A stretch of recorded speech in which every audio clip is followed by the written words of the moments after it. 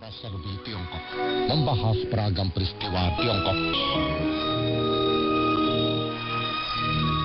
Pendengar tadi udah bicara tentang Tiongkok dengan keterbukaan selanjutnya dan untuk menyerap lebih banyak dana untuk membentuk pasar internasional dan menstabilkan pasar tradisional, membuka pasar yang baru, berusaha mengembangkan pasar potensial. Dan tentu saja di sini yang sangat penting yaitu terbuka terhadap dunia luar ya. Ya, memang sejak dilaksanakan kebijakan reformasi dan keterbukaan Tiongkok itu, ekonomi Tiongkok mengalami pertumbuhan yang sangat besar ya. Jadi kali ini PDB Tiongkok menembus 100 triliun yuan juga berhubungan dengan keterbukaan ya, karena dengan keterbukaan perdagangan dan kerjasama antara Tiongkok dan negara-negara lain semakin menjadi erat ya.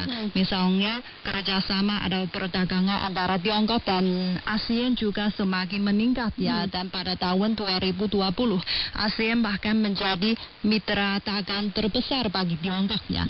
Dan pada tahun 2020 juga ditandatangani beberapa persetujuan antara Tiongkok dan negara lain ya, misalnya RCEP ya, dan juga persetujuan investasi Tiongkok Eropa ya. Jadi dengan persetujuan ini membentuk zona dagang bebas ya, jadi lebih mendorong perkembangan ekonomi dan perdagangan. Ya betul. Jadi setelah PDB Tiongkok menerobos 100 triliun yuan, sebenarnya ekonomi Tiongkok udah bertolak dari titik yang baru, namun juga menghadapi tugas yang baru, yaitu jadi Tiongkok harus lebih lanjut meningkatkan level keterbukaan, menyempurnakan struktur keterbukaan dan meningkatkan kualitas keterbukaan. Jadi dengan demikian baru bisa dengan keterbukaan yang dengan level yang lebih tinggi mendorong perkembangan dengan kualitas yang lebih tinggi. Jadi sebenarnya kalau ingin bisa mendorong reformasi dengan level yang lebih tinggi, Tiongkok harus mempercepat menyempurnakan sistem ekonomi pasar sosialisme ya.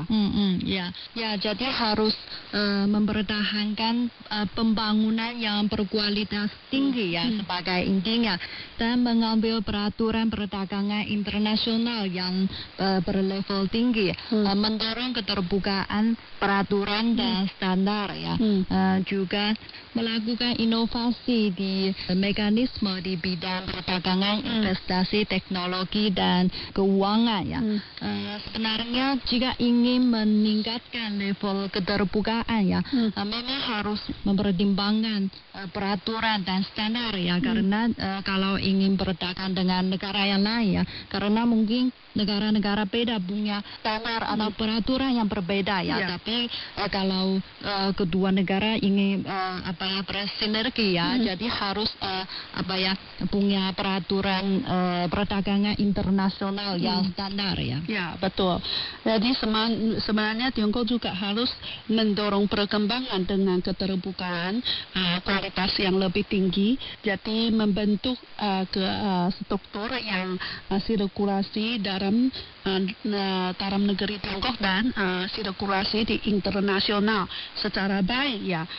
Dan sebenarnya kini ekonomi Tiongkok didukung oleh kemampuan supply yaitu persediaan dan level kebutuhan serta tenaga di dalam negeri Tiongkok ya. Dan kalau ingin terus terbuka dengan level yang lebih tinggi, jadi harus menggali lebih secara mendalam dua pasar, dan harus juga mengkombinasi dua sumber, ada mengubah pola perkembangan ekonomi dan mengoptimalkan struktur industri, membina tenaga yang baru.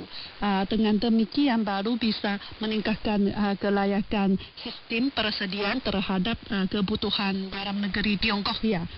Dan keterbukaan yang berlevel tinggi juga harus digunakan untuk mendorong inovasi ya, dan meningkatkan peranan penopang teknologi ya, untuk membangun Tiongkok yang mandiri ya. Sebenarnya teknologi penelitian teknologi itu bukan tergantung pada sirkulasi yang tertutup ya, sebenarnya harus berpadu pada ekologi inovasi global ya, karena memang apa ya, kita bisa lihat dari sejarah ya, setiap kali hasil teknologi yang dicapai suatu negara sebenarnya berbagi dengan seluruh dunia ya, dan seluruh manusia ya, kemudian baru bisa melakukan kemajuan ya. Dan sekarang juga sama ya, khususnya waktu menghadapi tantangan global yang bersama ya, misalnya wabah COVID-19 dan resesi ekonomi global ya. Jadi di bidang teknologi itu juga harus berbagi dan juga harus bersama mendorong inovasinya. Ya, oke pendengar, jangan kemana-mana, sesaat lagi kami akan kembali. Orbit, obrolan santai serba-serbi Tiongkok, membahas beragam peristiwa Tiongkok. Pendengar, Tiongkok selalu ingin melanjutkan pertumbuhan ekonomi, tapi pemimpin Tiongkok juga selalu menekankan ingin menang bersama, yaitu supaya bisa membentuk komunitas senasib sepenanggungan umat manusia, yaitu kalau Tiongkok bisa beruntung, juga ingin negara-negara yang bisa beruntung, jadi kedua-duanya baru bisa beruntung bersama dan mewujudkan kemenangan bersama ya. Jadi konsep ini selalu ditekankan oleh pemimpin-pemimpin Tiongkok. Sebenarnya dalam forum Davos belakangan ini Presiden Tiongkok Xi Jinping juga menyampaikan pidatonya ya. Jadi berpegang teguh pada multilateralisme dan kemenangan bersama supaya bisa membentuk komunitas senasib sepenanggungan ya. Ya, memang Presiden Tiongkok Xi Jinping dalam pidatonya menunjukkan tidak boleh melaksanakan unilateralisme atas nama multilateralisme ya. Multilateralisme yang selektif hendaknya tidak menjadi pilihan kita ya. Dan multilateralisme abad ke-21 hendaknya mengutamakan inovasi, integritas dan berorientasi pada masa depan. Serangkaian argumentasi ini tidak saja telah memainkan peranan penjelasan bagaimana mempraktekkan multilateralisme, dan juga telah menunjukkan pentingnya pembangunan multilateralisme yang maju bersama-sama. Dan untuk memelihara multilateralisme, Tiongkok ada pendiriannya, juga ada aksinya.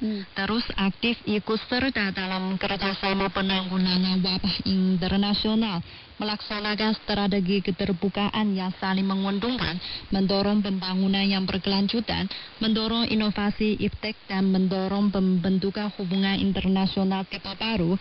Serangkaian langkah yang diumumkan Xi Jinping dalam pidatonya memungkinkan masyarakat internasional merasakan sepenuhnya ketetapan hati dan upaya Tiongkok sebagai sebuah negara besar dan mempertahankan multilateralisme.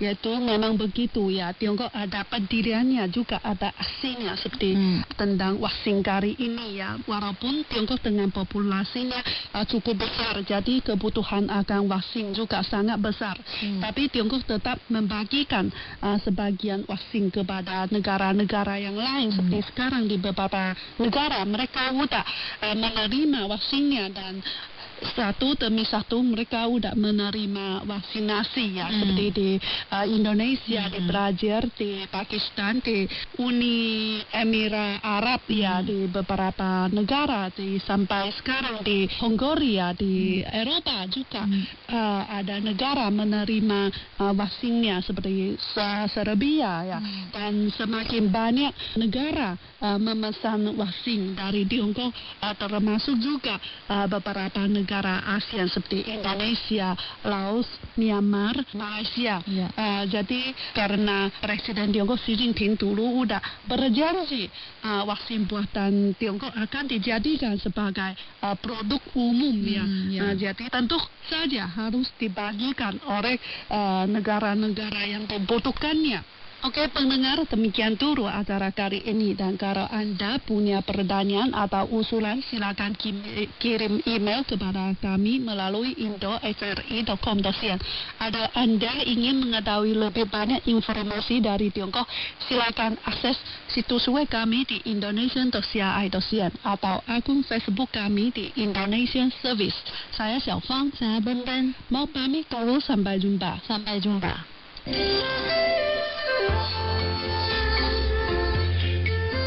Inilah Suara Laut Tiongkok Selatan, persembahan China Radio International. Siaran Suara Laut Tiongkok Selatan dipancarkan setiap hari sekali pada jam 20.30 hingga 21.30 pada frekuensi 15135 dan 11955 MHz.